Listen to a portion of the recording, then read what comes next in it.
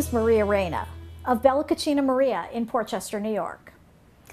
My company is a catering company, a culinary instructional company, and a consultant. I'm going to be showing you how to make goat cheese polenta with Swiss chard. So for this recipe, I'm using rainbow chard, and you can actually use the stems on this.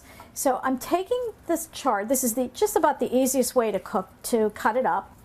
Take it, and you're going to roll it like a cigar and just slice it straight down. I'm making about a 1/4 to a 1/2 inch slice. Then I've got 3 cloves of garlic, which I'm going to roughly chop. Take the garlic and give it a good smash, and then run your knife through it.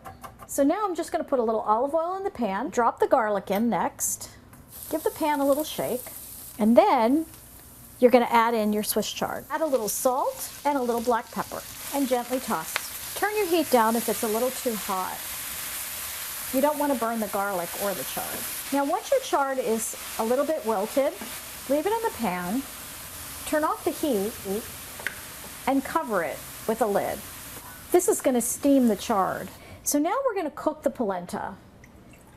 Add in your vegetable stock, water, bring it to a boil. Once your vegetable stock and water come to a boil, you're going to add a little bit of salt, and then in a steady stream with your whisk rotating, you're going to add your cornmeal. You want to do this to break up all of the lumps. Turn your heat down to low and continue to whisk. If your polenta seems a little bit thick, just add a little bit more stock to thin it out. Once your polenta is cooked and it's nice and smooth, turn off the heat and add in your goat cheese and your Parmesan cheese. Mix it in until all of the cheese is melted.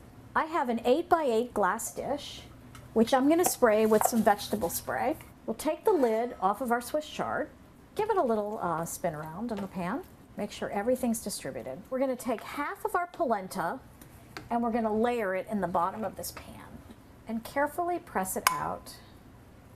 Once it starts to cook, it's going to spread out in the pan.